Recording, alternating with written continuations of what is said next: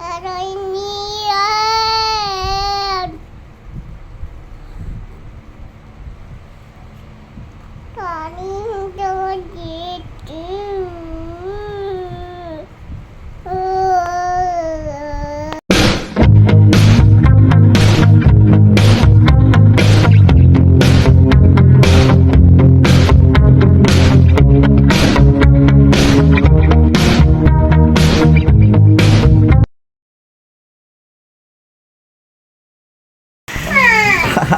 Nagkagawa na. Ayan, mga ka-business, may nagpadala na naman ng bagong biyaya. Yung mga ka-business, oh my God, excited. Bakit? Johnny! Yung mga business dala tayong pasalubong. Yan may pasalubong si Dodong mga ka-business. Chicken, fried chicken. Jubilee. Yan po mga business. Para po sa kanila yan. Yun ang galing Tayong Yan. Kasi gravy. ito, laki may lang po ulang napapa kaya bumili ako ng Jollibee. Joke lang. Ayan mga business Yan, very good. Thank you lang. Uy, kalamit man ini. Lamig man ini. Kalamit man. Yakay, buhay. Okay, kain tayo. Thank you na. Thank you. Kain mga ka-business. Ano mga business masaya dito kahit ganito lang yung bahay kasi payapa na po. Yes. Masaya lang kahit ganito lang po mga business. Yun May spaghetti pa, laki Wow, thank you na. Thank you ya. Thank you anak, thank you talaga. God bless you. Yummy daw siya. Tinay. Mix natin. Bawal man yan. Bawal yun sa'yo. Ay. Bigyan mo sila spaghetti. Spaghetti Dio. Wow! Ito lang, ilipat natin dito. Dali. Ito anak, lipat natin anak. Wait, ang bibigyan na lang kita. Ano po, makabig niyo tayo po tayo. Ayun po. Thank you na. Thank you very much. Ba't kayo lang kumakain? Nasaan yung iba? Si Ate Mga din business, po. kain po tayo. Church. Spaghetti. Spaghetti ni Chinay. Chinay, bigyan mo spaghetti.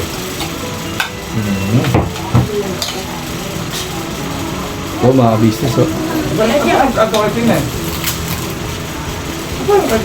na kumain din? Ha? Ano yan? Lalo ka lang. Kakayan siya.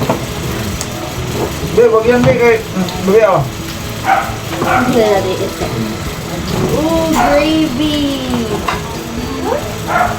Wow! Wow! Ikaw. Ito po. Bigyan mo na si Kuya. No. sabi Sila na. din. No. Nasa church. Sa church tayo tayo. Lumabas pa yun. Kasama-kasama yung discipline niya. Yan yung mga business Ay, grabe. Kaya dito kayo. Suga.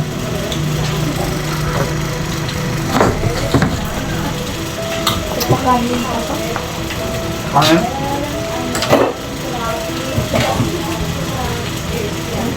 Isang sandok lang dito. Halo ko. Mga kabistan. Ano pagka mga business Ito, sarap-sarap ng ulam. Grabe. Tinay-it na ikaw. Nagluto kasi ako ng Lucky Me. Tapos nagutom ako. Tapos, actually nakakain na ako siyempre, chicken ba naman mga kabisnes Mga kabistan. Bukbang tayo. Chicken. Gete, bebe. Gete. Chicken ito na, chicken. Ito yata ng chicken. Chicken, bebe, Bebe, chicken. Huwag ka na makya. Ay, that's bad. That's bad. That's bad yan, bebe. That's bad. So mo dito, bebe. Tawag na siya mga kabisnes, medyo Tinay. malikot na talaga. Look at me. Oh. Hindi lang, ganun talaga ang bata Hindi siya sumausaw sa grabis Yeah. Galing ko mag-up. Yay! Kanina kasi nakita na kasi ito ni Tinay mga business sa Ano yan? napag-uwi namin kay Richard. Ay man, mayroon ano naman. Parang nga. Regalo daw ng anak mo. Hinalo. Thank you na. Yes. Happy birthday sa iyo, Pau Pau. May spaghetti ka na. Ano yan? Happy birthday, Pau Pau. Happy birthday, Pau Layo Pau. pa. Ang layo pa. Thank you, thank you. Ano yan? Nagugutom ako sa amoy. Buka ka na. Sarap po ng mga kabisnes yung natutulog ka ng masarap. Ay, din na pala ito. Pagkatapos po namin ng church kanina, natulog po kami ni Kuya Bertinoy. Tapos, ang ingay nila, nagising ako. Bawal yan sa'yo, Dar! Kaya ituloy ko lang. Nung dumaan kami kanina ng Jollibee, nakita niya Pau-Pau. Ako, ito na ngayon. Hindi, pagdaan namin sa Jollibee, nalagpasan na ngayon, nalagpasan na. Nung malayo pa, sabi na, Tumatalon na siya. Talon na siya. Eh, nalagpasan namin. So sad. So, sabi ko, hindi, later na lang ha, later na lang. Tapos narinig lang. Na, sabi na, later na lang, ang mukha niya, halata Sad. talaga. Sabi niya, gano'n po si, ano niya mo, ay, wag ka. Malungkot. Malungkot siya. Happy? Hindi tatiis ng anak ko. Ayan, hindi lang siya ngayon. Oh, wait naman ang... Yan, Say thank you. Dadalan dulo mo. Thank you! Say thank you, Thank you Kuya! na. Thank you. Be, look mo, Kuya. Pau! Pau! Look, Kuya! Say thank... Mel. Wow! Nam, nam, Eat nam. na, eat na. Pakain naman ako. Hindi na, huwag ka na kain. Ma-excuse ako ng kunti. Wala ka plato mo, ma. Siyempre ko ka. Dong, ikaw na, kain na, Dong.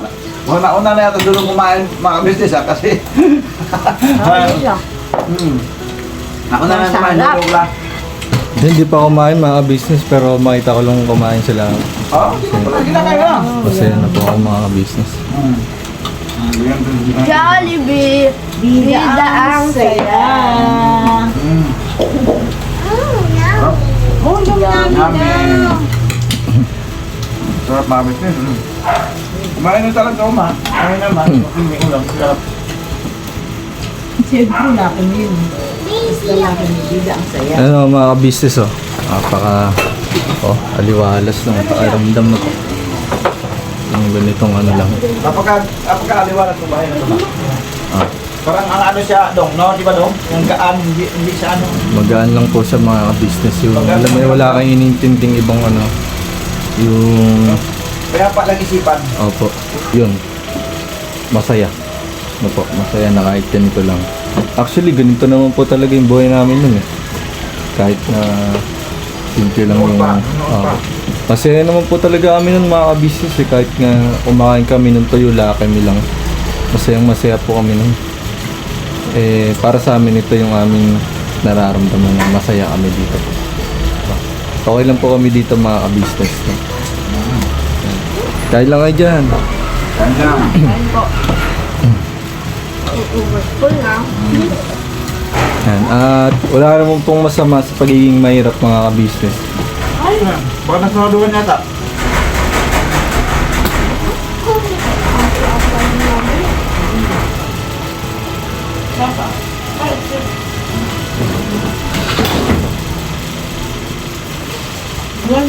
Tingnan mo, may naman gumakasapasok. Ate. Tati na? Mami. Mami. Ay, hindi tati.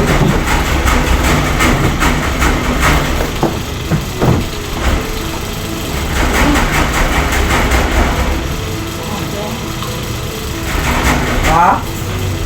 Aso pa. Aso? Yung parang shih tzu. Saan? Sa kabilang bahay.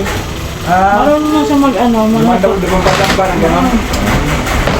Yan, pasensya na po kayo mga business. May dumahang aso, maingay eh. Ano po? Ayun. Saan na doon? Sige lang pa. Ayun po no mga ka-business. Nagpapasalamat po kami dahil sa kahit sa matagal din na panahon na tinulungan din kami ng ka-business official. Ano po? Papa Dins TV. Nagpapasalamat po kami. Tinatanong po namin, malaking utang na loob po yun. At sa amin habang buhay namin tatanawin po yun mga ka-business. Ito po, hanggat may hininga ako, araw-araw kong aalalahanin po yun na may utang na loob kami. At habang nabubuhay kami magkakapatid, araw-araw din po namin tatanawin utang na loob po. No? May awan Diyos, maging matagumpay kaming magkakapatid, gagawin din po namin kung ano yung ginawa nila po na pagtulong. At kung darating araw na maging matagumpay, ganun din po, no? Nagiging matulong din po tayo sa kapwa natin. At yun po, masaya kami mga ka-business na nandito kami.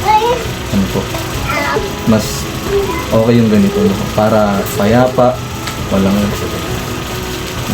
kahit anong, alam mo yun, yung mahirap ka na nga, punong-puno ka pa ng isipin mo sa problema, ano po. Ang hirap umusad pag ganun po mga ka-business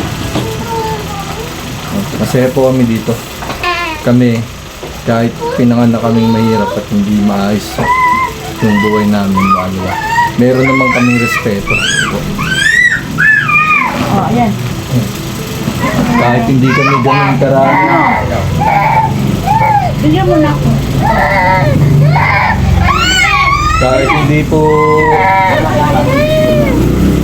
ganun ka alwa yung buhay namin, no po, mayaman naman po kami sa respeto mga ka-business. Dahil mahirap ka na nga, wala ka pang respeto, diba? Wala ka na silbi sa mundo. At yun po, para sa mga mambabash po sa amin dyan, maintindihan po namin kayo dahil puso at isipan at damdamin yan. Pero para sa amin, no po, ito yung panahon na kailangan din namin maging matatag dahil nga po, no, kailangan naman din talaga namin kamay sa sarili namin. Kaya naman po talaga namin yung mga ka-business. Wala naman pang imposible, ano po. At may awa ang Diyos, tumating yung panahon na mga nangbabas dyan na about sa amin, okay lang po, tatanggapin namin yan. Wala naman pong ano dun, malaya na sabihin kung ano po lang. Basta kami, wala kaming sama ng loob. Masaya lang po kami. At alam mo yun, yung hindi mo naisipin yung panibagong problema, no? Na yung ma-absorb mo problema, may problema ka na nga, may absorb mo pa problema, ano? At yun lamang po mga ka-business, at salamat po ng marami sa pagsama nyo. At kain sila ng kain, no? Spaghetti yan mga ka-business. Jollibee. At yun lang po mga ka-business. Konti lang yan. Pag sumahod po mga ka-business, bili ulit. Ano po? Nag-apply din po ako ng trabaho mga ka-business kasi at awa ng Diyos, natanggap naman po. Ano po? Para magkaroon tayo ng panibagong income. Katulong pa tayo sa pagulang natin, ano po. Yun lang po mga ka-business, Garabana. Ang galing ah! Wow! No more! No more! Kastila, no more pala, no more. Bili ulit, patay na ni. Patay na ni, bili ulit. Wala na pira doon. Oh, Wala na pira. Oh, look mo daw! No more! No more. Throw! Wala na pira Dodon. Patay na ni. Throw. Wala na pira si Dodon. Agoy, ginoo ko ang business. Bili na adto na ulit. Ay, pumunta pala kanina dito. Sino? Ang may-ari ng bahay. Pinapaalis niya muna tayo. Bakit? Kasi sabi niya, Ano papa? pinapaalis niya muna tayo. Kasi nga daw, diba sabi mo maganda yung pakiramdam mo dito sa bahay na to, maaliwalas. Ayaw mo na lumipat ng bahay, diba? Ito yung gusto mo. Ito gusto ko. Pinapapili niya kasi ako. Kasi nga, yung lababo ay hindi pa masyadong gawa. Tumutulo. So sabi niya, mamili ka daw kung gusto mo daw dito, sa kabila. Sabi ko, antayin kita. O ngayon, sabi mo, maganda yung pakiramdam mo dito sa bahay na to. Paano ba yan? Komportable na ako dito mga kabisnes. Kasi nga mga kabisnes, na-trace namin itong lababo nga, ano, nga namin ngayon ay may problema. Yes. Pag buhusan mo siya ng tubig, nag-overflow, hindi siya dumadaloy pa. Ano, ibig sabihin barado siya. Saka ang ganda pa naman dito mga kabisnes, malamig. Ang ginagusto ko kasi dito, malamig ang hangin, ano ba? Kumbaga, pasok ang hangin, no? Hindi siya kulog, hindi kasi kulog dito. Palibasa kasi dito sa Sikantor siya. Open air, ang sabi din sabi. Kaya gusto ko dito, magaan ang ano ko dito eh, pakiramdam mga kabisnes. Wala. So yun, pangalawang gabi na namin dito ngayon mga kabisnes. Opo. Dito sa, batay sa mga obserbasyon ko lang no, dito sa mga paligid. Ano ba nung gabi ngayon eh, kami. Nagsibahan ko sa buong magdamag mga kabisnes. Ay, wala naman akong narinig ka, di ba? Nanamay sa iba. Oo, di ba sa ibang mga lugar, bisa may naghabulan, mga kabataan na rayo-rayo, mga ganyan. Wala po dito, wala. Tahimik mga kabisnes, tahimik. Nakakaya nga po man eh, nakakaya nga po ito gumalaw ng para bang matunog masyado kasi baka magulaho yung kapitbahay kasi tahimik lang siya, walang gulo. Eh palibasa pati, ang kalsada na yan dyan na makikita mo dyan, yung sa loob lang dito ng compound. Ano pala to dito ma? Quiet. Villa Enrico Heights. Villa Enrico Heights pala ito, mga kabisnes. So, ano ito, sa upaw, upaw kung tawagin, sa upaw, mga kabisnes. Napakakuan lang, yung isipan mo, wala kang ibang iniintindi. Yan nga, batay nga sa aking vlog ng mga nakaraan na siyempre mag-focus na nga ako sa aking pamilya, mga kabisnes. At wala namang si kuya dyan, wala namang tutol si kuya sa bagay ngayon sa aming pag-uusap ngayon. So ito na nga ngayon, kaya payapa lang ang isipan ko mga kabisnes dahil ako, kumbaga dito focus na ako sa kanila eh. Kumbaga ito na yung pangalawang araw namin ngayon dito, nandito ako sa pamilya ko mga kabisnes. Kasi tama lang naman, di ba? Hindi naman dapat habang buhay tayong aasa. Siyempre, nakakahiya naman kasi yung mga kabisnes kung kumbaga sa bawat lumilipas na araw ay tila baga sa ating pakiramdam ay lagi na lang tayo nakasandal, no? At saka gagamitin na nila yung Pangit ako kung gano'n. gagamitin na rin nila yung palkon. Saktong-sakto. Yun nga rin na nabanggit na kasi yan noon din na aalis kami pero hindi lang matuloy-tuloy. Ano po mga business. So ngayon natuloy na nga mga kabisnes na may minamahal at nagkataon din talaga na kailangan din talaga nila gawa ng siyempre si Papa Liz ay mag-asawa na nga. Ano po mga kabisnes. Siyempre kailangan naman hindi ka umalis. Hindi naman atin yun. Oo, natural. Hindi naman atin eh. At saka nagkataon din talaga nga na si Jam kasi ay wala na siyang kasama sa kanyang tinitirahan doon ngayon kasi ang kanyang kapatid ay nasa France na. Nasa France na. So mag-isa na lang siya mga kabisnes. So, hindi naman po pwedeng ganun yun nga mag-isa na lang yung babae pati. So mas minarapat na mailagak